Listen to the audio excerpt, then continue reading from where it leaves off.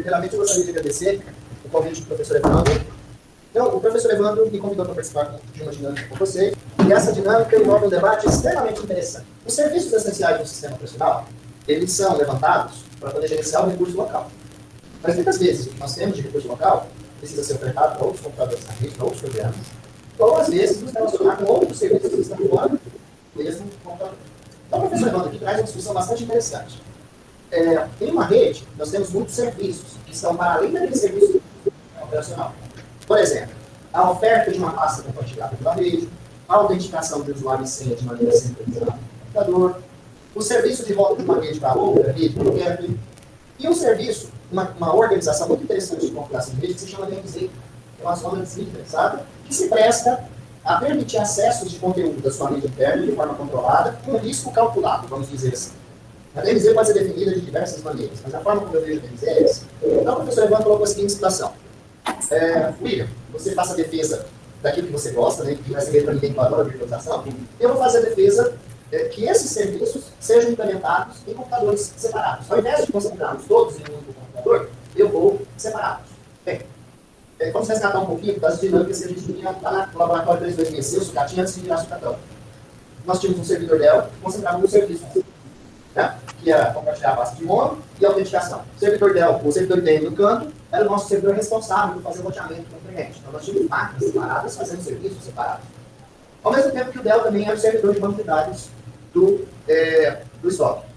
A minha perspectiva é a seguinte: se a gente tivesse um hospedeiro melhor, uma máquina mais atualizada, nós poderíamos concentrar todos esses serviços numa única máquina em forma de virtualização? Sim. Eu defendo essa perspectiva? Sim. Só que eu sempre faço menção para vocês que toda vez que nós centralizamos alguma coisa, o que está acontecendo? Isso, eu acabei de criar um ponto central de fato. Quando eu concentro tudo numa máquina só, é bacana, porque você otimiza recursos, possibilita uma gestão mais centralizada, mais efetiva, mas aquela máquina que concentrou todos esses serviços, ela ganha uma responsabilidade e uma figura muito importante na sua rede, porque se ela para, uma quantidade enorme de computadores que dependem desses serviços para funcionar também paralisa. E imagina isso parando segunda-feira, 10h30 da manhã, no auge do horário comercial. Então, quando se pensa em virtualização, é muito bacana, desde que você garanta, junto com a virtualização, redundância. Quais são os mecanismos de redundância que você está implementando quando pensa em centralizar? Toda centralização, estamos chegando. Olá, boa tarde. Para quem está chegando agora, o professor Evandro nos convidou então para uma dinâmica. Essa primeira meia hora da aula, o professor está participando, defendendo um ponto de vista muito bacana. Quando nós estamos na rede, nós distribuímos os serviços em máquinas distintas ou centralizamos numa máquina melhor em forma de instâncias virtualizadas. Eu acabei de fazer a defesa aqui que quando a gente centraliza, apesar de ter uma máquina melhor e facilitar em alguns aspectos, aumenta a responsabilidade dessa máquina que ela vem como setor de falha. Para evitar falha, nós temos que falar em redundância. Que tipo de redundância você vai ter dinheiro para implementar? Então, professor Evandro, toda vez que eu faço menção à virtualização, eu sempre faço essa ressalva. Virtualizou, centralizou, criou um ponto central de falha.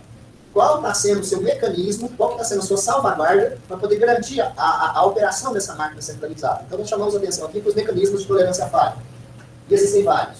Só que todos esses mecanismos, o custo é bastante considerável. Não só para comprar, para mantê-los. E aí, se você colocar numa planilha o custo dessa redundância, será que ela não seria o equivalente a comprar máquinas separadas para cada um dos serviços? E aí, quando a empresa tem recursos para comprar essas máquinas separadas para cada um dos serviços, vem problema. São máquinas de operação de 24/7. Qual que é o custo de alimentação energética dessas máquinas? Qual que é o custo de manutenção separado para cada uma dessas máquinas? Qual que é o custo do licenciamento dos produtos que você vai usar em cada uma dessas máquinas? Então, tudo isso tem que ser colocado dentro de uma planilha para gerar uma variável chamada custo geral de propriedade, custo total de propriedade, chamado de TCO. Então, quando a gente pensa em soluções, não é só o aspecto técnico que nós temos que levar em conta. Qual é o custo para se manter funcionando aquilo que para você é bom? E você faz uma conta. Isso você dilui ao longo de 12 meses ou no ciclo de vida completo do produto até a próxima atualização. Quanto custa manter a solução que você colocou? Quais são os contras e os prós e os contras disso tudo? Isso que o professor está levando. Quando a empresa tem disponibilidade de investimento, mas mesmo sob disponibilidade de investimento, ela vai escolher aquilo que tem melhor custo.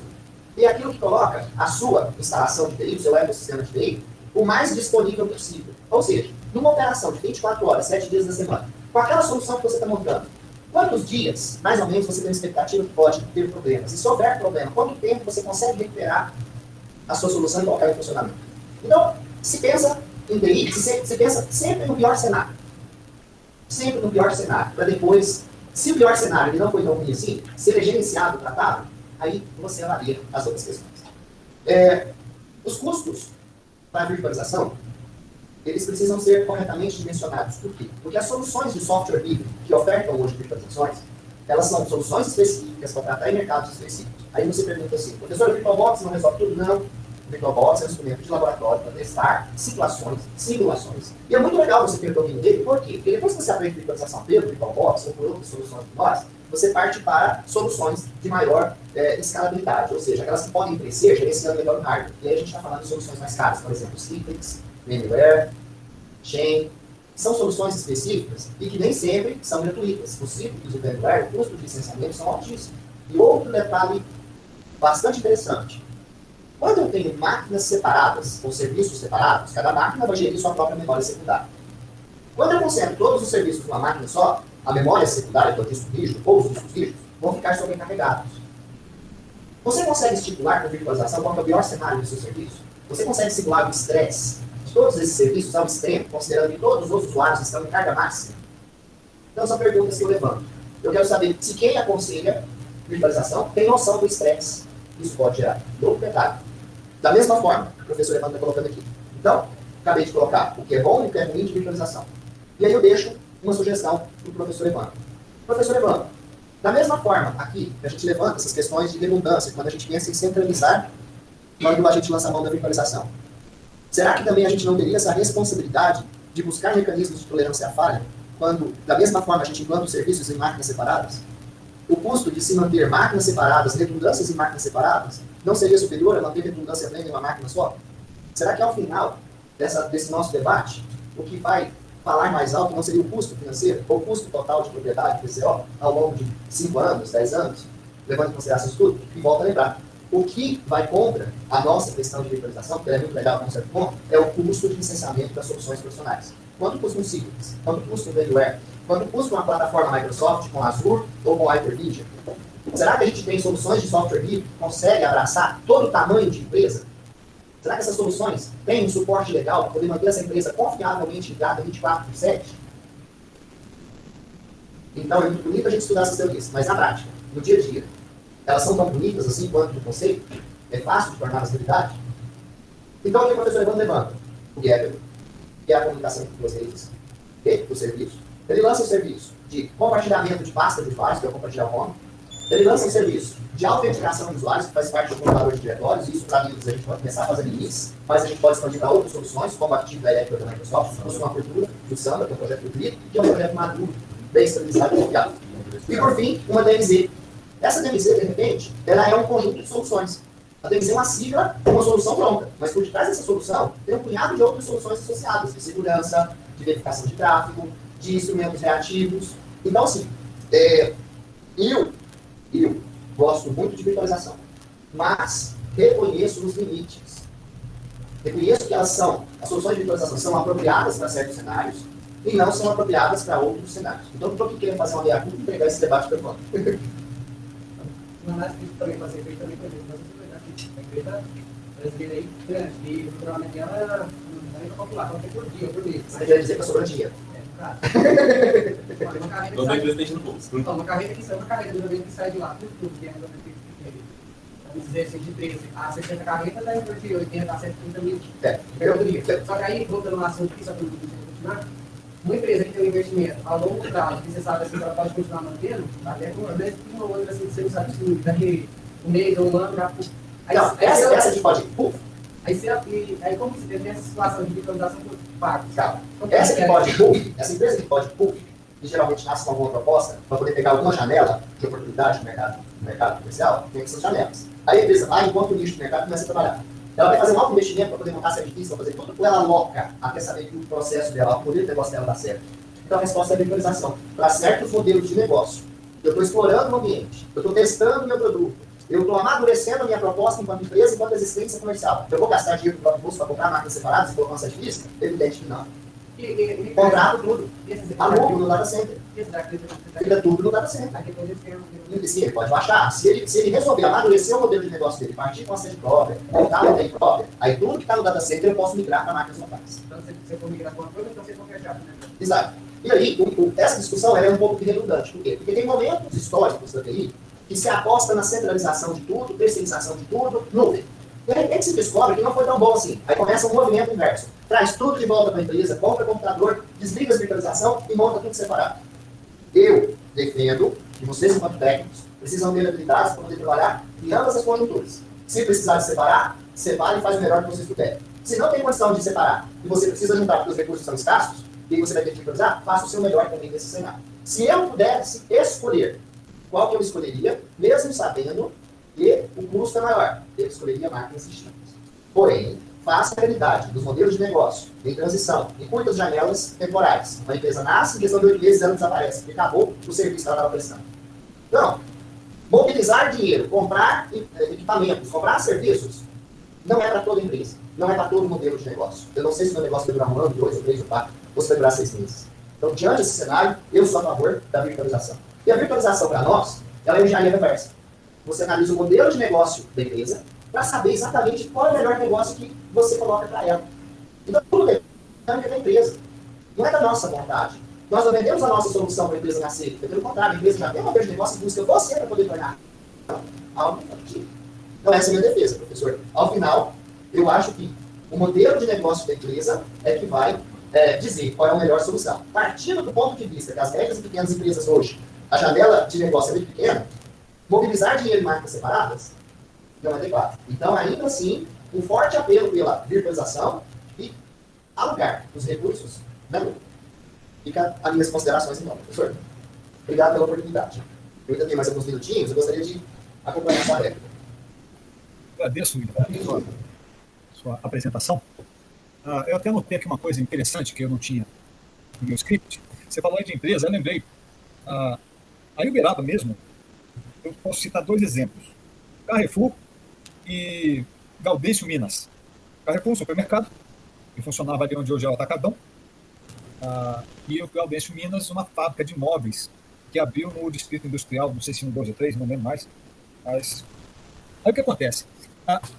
Você falou em modelo de negócios. Eu acho que tem modelo de negócio e, de repente, tem também modelo de gestão.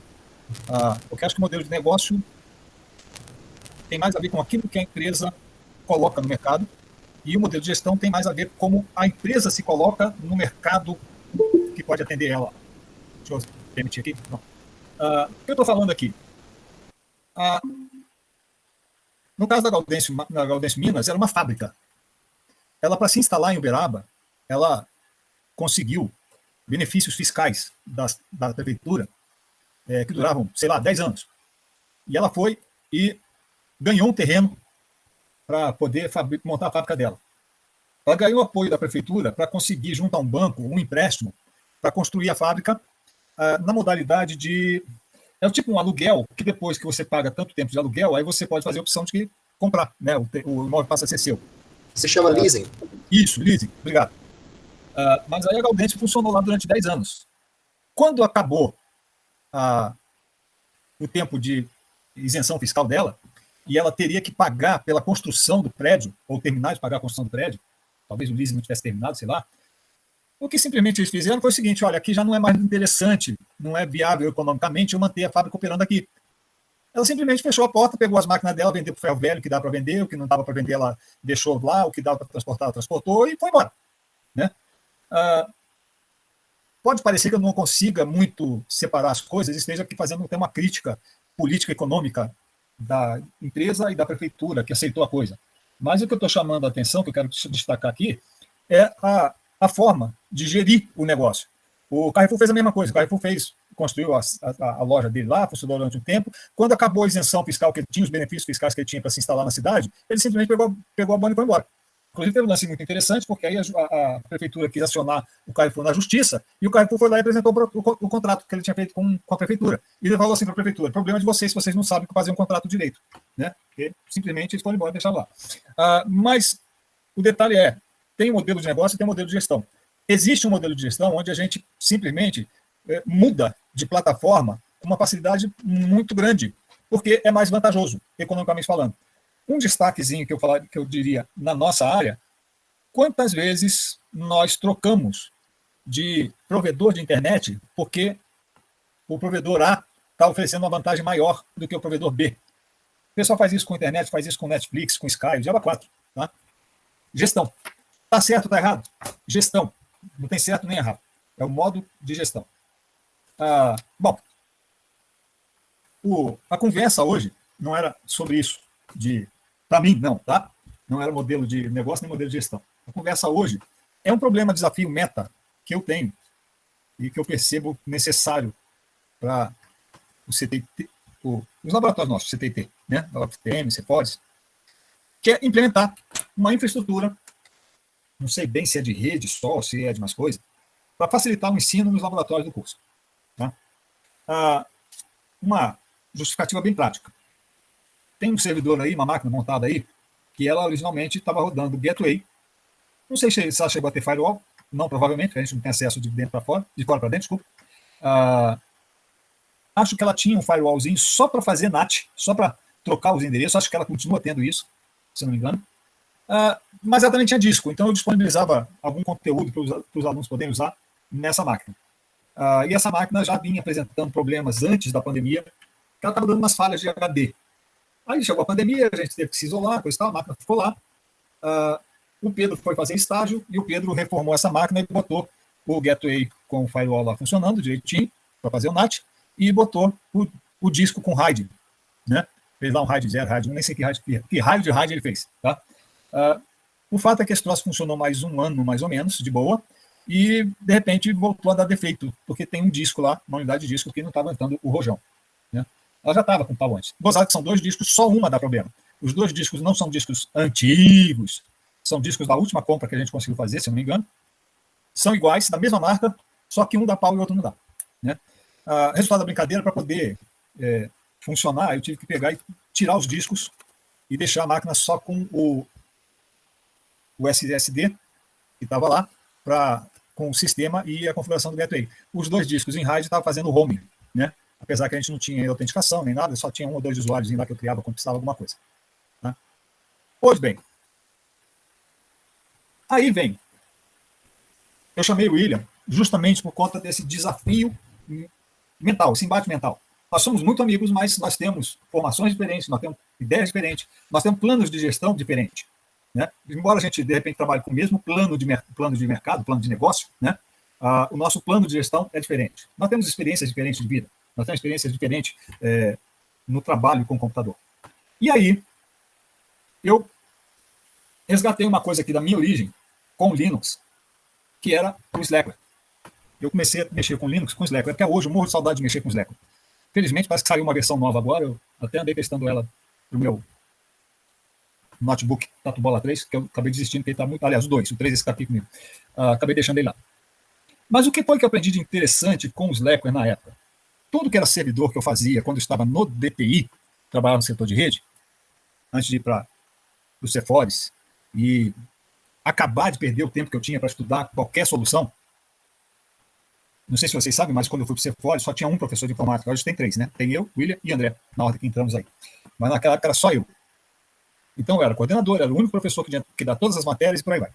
Então não dava tempo de estudar muita coisa, não. Pois bem, uma coisa que eu aprendi quando eu estava trabalhando com o Slackware lá no DTI, e em casa também, quando eu estava estudando.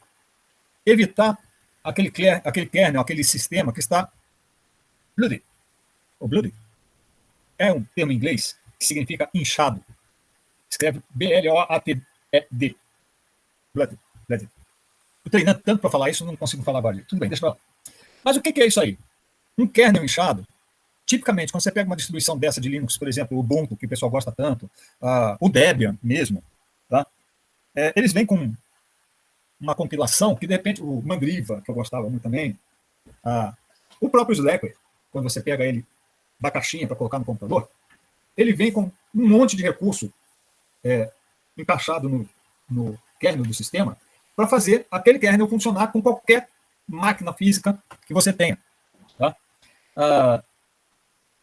Só que eu comecei há muito tempo e, eventualmente, as minhas máquinas eram máquinas de alguém que não tinha lá muita grana, né? Então, as máquinas eram máquinas de prateleira, máquinas econômicas, né? Não era uma máquina 1.6, 2.0, 2.4, era máquina 1.0, né? Era máquina 1000 cilindradas. Então, não dava para pegar e botar um kernel lá dentro que arrebentava a boca do balão.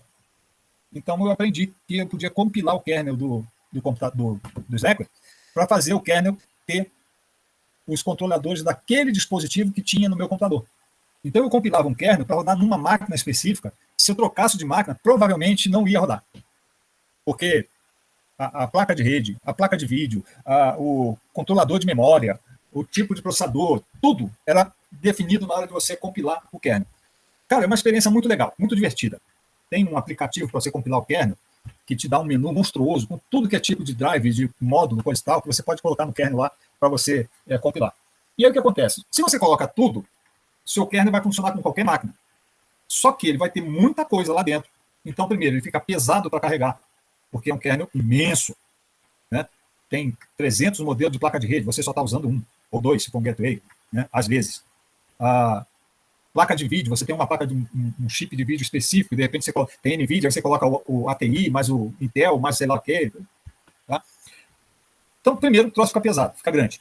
Segundo, quando ele fica pesado desse jeito, aquilo que o William até falou aí, quando você pega e sobrecarrega uma máquina física com a virtualização de vários sistemas, várias máquinas, você está colocando, não é que você está concentrando, está criando um ponto de falha, né? É que você está concentrando possíveis brechas de segurança, possíveis brechas de funcionamento correto, num lugar só. Tá? Era a mesma coisa que fazia um kernel gluten, um kernel que estava inchado, que tinha controle para todos os tipos de disco, para todo tipo de placa de rede. É um monte de coisa, de repente, se aparece uma falha de segurança num módulo de controle de um modelo de placa de rede que está no meu kernel, embora eu não tenha aquela placa de rede no meu computador, eventualmente aquela falha pode comprometer o meu sistema como todo. Por isso que eu enxugava, fazia um kernel enxuto para cada servidor que eu construía. Né? Então, essa é a primeira coisa que me vem à cabeça quando eu penso em fazer algum sistema, como eu estou querendo fazer no laboratório, para ter vários serviços que vão ajudar a gente a trabalhar no laboratório, com o estudo e o ensino aí. Tá? Quando eu compilava, fazendo servidores, eu compilava tudo. Eu compilava o kernel, eu compilava o PostgreSQL, eu compilava o PHP. Olha o Marcelo chegando aí. O PHP, que vinha distribuído com o Slackware, ele originalmente era um bom PHP, sempre atualizado, estava estável, só que ele vinha compilado para usar o MySQL. E eu sempre preferi o PostgreSQL. Aí o que eu fazia? Compilava o PHP só para poder trabalhar ele com o PostgreSQL. E aproveitava e tirava o MySQL. Não tinha por que eu ficar com o drive do MySQL dentro do meu PHP, porque eu não ia usar. Né? Um drive de MySQL, se tivesse algum problema, eu não trabalhava com aquilo, eu não ia nem ficar sabendo. De repente eu estava com um kernel, com um PHP que tinha uma falha de segurança devido ao drive de conversar com o MySQL, quando eu, na realidade, nem tinha MySQL na minha máquina. Mas, de repente, a falha era suficiente para quebrar o troço todo. Tá? O Apache, tudo isso eu compilava para fazer a máquina ficar o mais enxuta possível. Tá? Uma coisa que o William falou que aqui acontece também é que quando eu junto um monte de coisa no kernel, de repente eu vou ter que dedicar uma fatia de tempo maior até para ficar sabendo o que é que acontece no mundo que, de repente, pode influenciar a segurança, a estabilidade e o funcionamento do meu servidor que eu estou montando. Tá? Ou seja, posso parecer meio metido a besta, mas o fato é, a minha mão de obra é cara, a sua mão de obra é cara, a mão de obra de uma pessoa é cara. Tá? Então, não é um troço para ficar desperdiçando. Tá? Principalmente quando você, de repente, vai trabalhar como autônomo, né, aí trouxe mais brabo ainda. Tá? Porque o tempo que você está gastando para tomar conta de alguma coisa que pode dar problema quando você nem usa ela, é um tempo custoso e desperdiçado. Tá? Então, por isso, eu tenho essa fixação com a ideia de, em vez de usar uma máquina poderosa e virtualizar um monte de instâncias dentro dela, eu tenho uma certa preferência por fazer máquinas individuais e mais enxutas, digamos assim. Lembrei de um fato aqui interessante, o William estava nessa ocasião, o professor Freud também. Freud era meu diretor no TTI, e ele também estava trabalhando, acho que na FASU, dando aula na FASU. E eu sei que teve um encontro na FASU que nós fomos convidados, no curso de TI do Secor foi convidado a ir assistir um evento numa sala de aula lá da FASU, onde um grupo de uma empresa que vendia soluções estava apresentando lá uma solução que eles tinham. E eu não sei, acho que o Freud pegou e falou para isso que eu era linuxista, e o pessoal estava, parece que em vez de dar palestra para os alunos, parece que eles estavam dando a palestra para mim. Porque toda hora eles falavam de Linux, toda hora eles falavam olhando para minha cara, não sei o quê. Mas no final das contas, a proposta que eles apresentaram lá, eu olhei aquilo assim e falei, meu Deus do céu, não acredito que eles estão fazendo isso. Fiquei calado, né? Não falei nada, fiquei torcendo, para falar a verdade, para os alunos não verem o que é que eles estavam falando. Porque eles estavam falando uma coisa assim, eles trabalhavam com uma máquina super poderosa, uma geladeira lá enorme, com não sei quantos processadores, não sei o que lá, coisa e tal, papapá. E eu, na época, estava trabalhando com um professor da UFTM que estava montando um cluster para modelagem de moléculas, o professor O'Donnell. E os caras deram como exemplo pegar aquela máquina parrudona deles, dividir em várias instâncias similares às máquinas de mesa, sei lá, de prateleira que você compra no Magazine Luiza, para depois reunir elas num cluster. Francamente, eu fiquei olhando assim, o que esses caras estão falando? Eles vão comprar uma máquina que custa, sei lá, 3 milhões, quando eu posso comprar 10 máquinas que custam 3 mil reais, então vou gastar 30 mil, eles vão gastar 3 milhões, para dividir essa máquina, criar 10 instâncias de máquina de 3 reais dentro da máquina de 3 mil reais na máquina de 3 milhões, para depois juntar essas 10 instâncias e fazer um cluster que poderia custar apenas 30 mil reais, vai acabar custando 3 milhões e mais alguma coisa, né? Eu, francamente, até hoje não entendi o que eles estavam propondo lá naquela reunião, não, mas tudo bem. É uma ideia, tá? Mas a minha ideia, que eu estou trazendo, então, e eu pedi para o William apresentar o entendimento dele, é esse, porque tem algumas propostas que já fazem anos que eu estou tentando, o William também, o professor André também, uma delas é de que a gente tenha um link direto para da internet poder entrar no laboratório para a gente poder fazer atividades lá.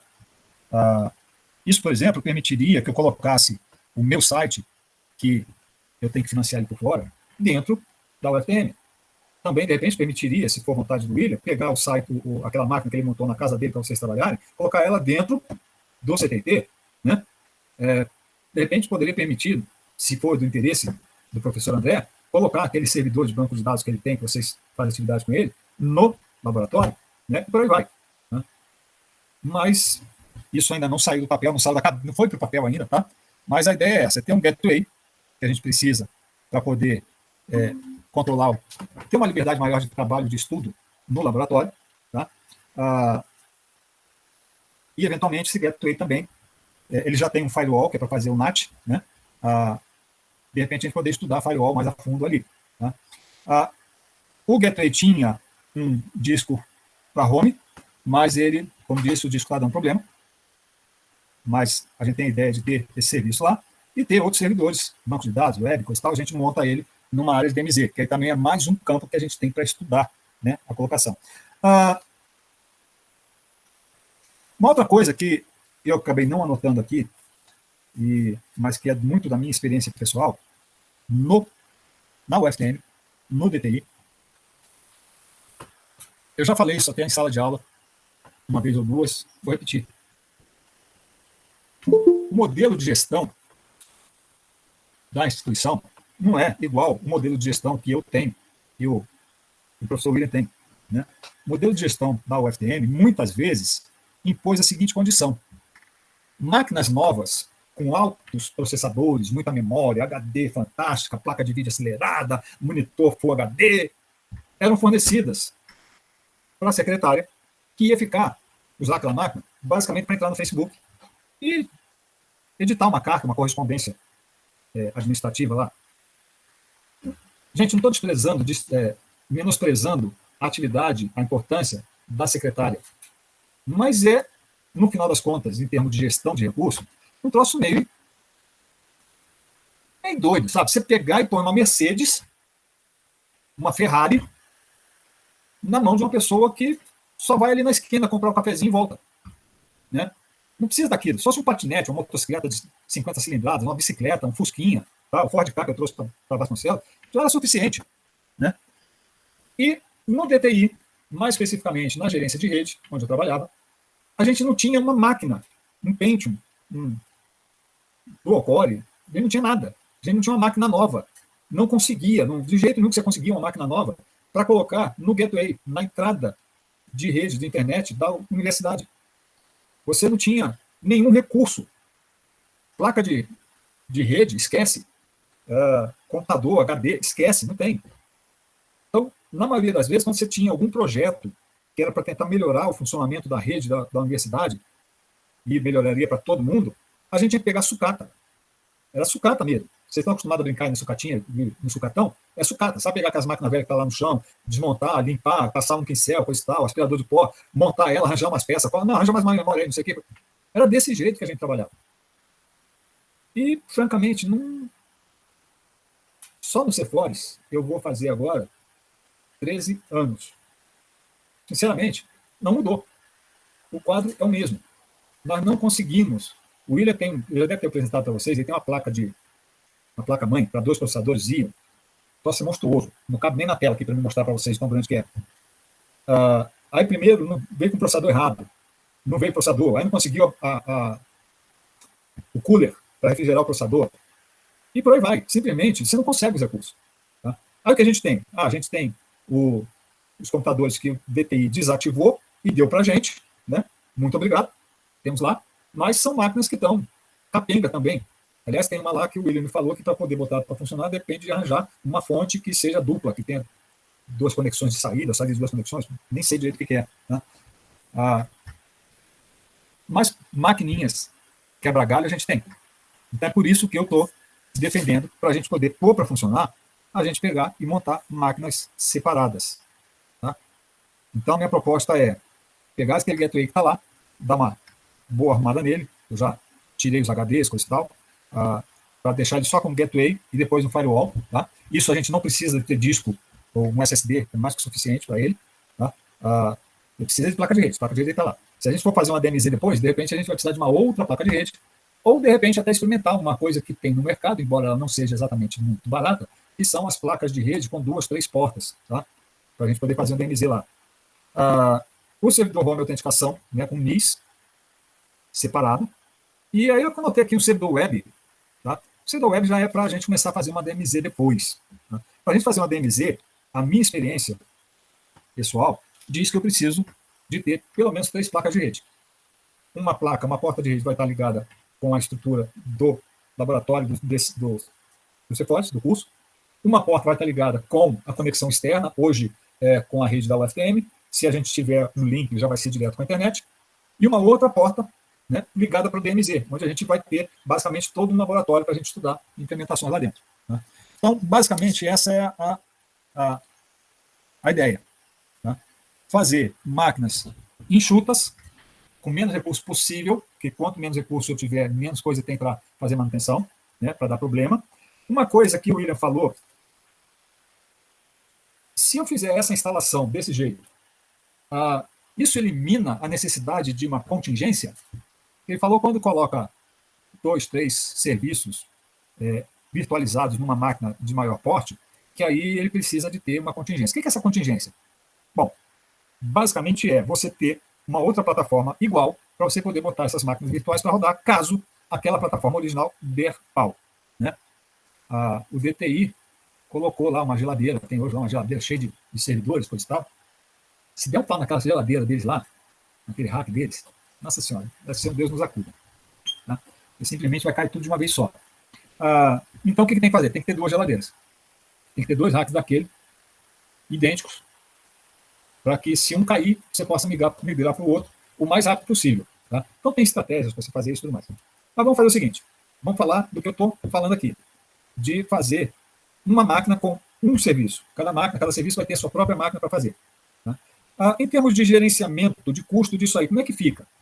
Eu teria que ter as máquinas, se eu falar que eu tenho aqui, estou falando gateway, servidor, home com autenticação e um servidor web.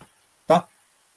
Eu preciso ter 6 máquinas, o gateway e o backup do gateway, um servidor home com autenticação e o backup do servidor home com autenticação, o servidor web e o backup do servidor web. Será que eu preciso ter isso? Não necessariamente. Uma política aqui é você levar mais a sério a estratégia de backup de software, backup de dados, coisa e tal. E aí você faz o backup de cada máquina, todo dia, né? O gateway, eventualmente, você não precisa fazer backup todo dia, só quando tem alguma mudança. O servidor home e autenticação, esse você precisa ter, de repente, um backup de alguns diretórios home, pelo menos. Tá? A autenticação, não é difícil fazer o backup dela. O servidor web também não é difícil, é simplesmente você praticamente só fazer um backup das pastas que fornecem páginas web, tá? E acabou. E aí você tem, em vez de 6 máquinas, cada máquina o seu backup, você tem uma máquina para o gateway, uma máquina para o servidor home, uma máquina para o servidor web, e uma quarta máquina, que é a reserva. Se der pau. Ah, professor, mas se der pau em 2 máquinas? Bom, se der pau em 2 máquinas, aí realmente a coisa complica um pouquinho, muda um pouco de figura. Porém, primeiro, será que o risco de dar pau em 2 máquinas ao mesmo tempo é tão alto assim? Tá? Se der pau em 2 máquinas, eu aciono uma como backup. E das 2 que deram pau, eventualmente eu consigo tirar uma outra instância funcionando. Ou seja, tem algumas políticas aqui que são bem mais baratas do que você pegar e ter uma máquina mais parruda que aguente virtualização massiva lá dentro. Tá? Como eu disse, gente, isso é a minha experiência, vou dizer assim, a minha criação, a minha formação na computação me leva a valorizar esse tipo de raciocínio, mas não é a solução ideal para todos os casos, assim como uma super máquina capaz de aguentar várias instâncias virtualizadas também não é a solução para todo caso. Aliás, voltando naquela conversa do plano de gestão, né? Tem o plano de negócio, tem o plano de gestão. Tá? O plano de gestão, de repente, um dia fala que é para ter, como o William falou. Aliás, é até interessante que teve uma época que tudo que era publicação técnica falava de downsizing, ou seja, baixar o dimensionamento dos equipamentos. De repente aparece a nuvem. Aí você tem a nuvem pública, a nuvem fornecida pela Amazon, pela Microsoft, sei lá por mais quem, tá? Mas tem a nuvem privada. Você pode pegar e usar, fazer uma nuvem privada. Você pode pegar a sua nuvem privada e interligar ela com uma nuvem de outra empresa. E, francamente, por exemplo, se bem que isso é assunto de redes 2, não é muito comum aqui em redes 1, o meu servidor está instalado num VPS, Virtual Private Server, servidor privado virtual. Em tese, isso seria uma máquina virtual, num supercomputador da minha provedora, que está destinado a servir às minhas atividades. Mas eles também vendem servidores virtuais na nuvem. E vendem servidores de nuvem. A ideia do servidor de nuvem é que você pode pegar e redimensionar, aumentar ou diminuir o seu serviço, o serviço que você usa, de acordo com a sua demanda. Isso é muito legal, uma empresa que tem um modelo de negócio que tem vendas sazonais, né? Então, quando é época, vamos dizer, uma loja especializada em roupa de frio, no inverno, na véspera do inverno, ela vai vender mais do que no verão ou no final do inverno, né? Então, de repente, ela quer maior poder de processamento em determinados períodos do ano. Ela vai lá e aumenta a carga, logicamente você vai ter que pagar mais, depois que passou aquele período ela diminui a carga, aí ela volta a pagar menos. Beleza, é o modelo de gestão lá. Tá? Mas eu descobri que modelo de gestão, o meu servidor, meu VPS, que roda o MilL, ele está na nuvem. Ele não está num servidor, num data center específico, único, localizado da local web. Tá? A local web, de repente, chegou à conclusão que para ela é mais negócio, em vez de ela fazer a manutenção de um data center, um container, que nem tem lá no hospital escola, sei lá, ela é mais negócio ela pegar e alugar um pedação de uma provedora de nuvem, qualquer uma, vamos dizer que seja Google, que seja Amazon, sei lá, mas ela vai lá e aluga uma fatia, um espaço de processamento na nuvem dessas empresas multi-hiper transnacionais e passa a colocar os VPS da vida do professor Evandro nessa nuvem. Está na nuvem, mas eu não tenho permissão, não tenho autoridade e não tenho licença, né, para pegar e fazer o uso do redimensionamento dinâmico que você tem na plataforma de nuvem que eles oferecem. O VPS eu posso contratar mais uma coisa, posso aumentar de nuvem, mas não é com a mesma facilidade da nuvem. Tá? Então, para a solução do site meu, tá, que eu trabalho com vocês, foi mais negócio eu contratar uma VPS. Antigamente eu tinha um computador meu que ficava no CPD da Mednet, na provedora de Uberaba. Mas deu tanto pau, deu tanta dificuldade, chegou um ponto que eu não conseguia mais dar manutenção no servidor, eu peguei, bloqueio da local web, que foi mais interessante, que tinha melhor custo-benefício, apesar de que algumas coisas lá não estão liberadas para eu poder trabalhar. Eu gostaria de trabalhar para ensinar para vocês, não tem como ensinar lá. Né? Então, eventualmente, essa proposta de montar o servidor os servidores do laboratório, permitiria a gente ampliar o leque do que eu estou, pelo menos eu estou podendo apresentar para vocês em termos de rede. Tá? Bom, gente,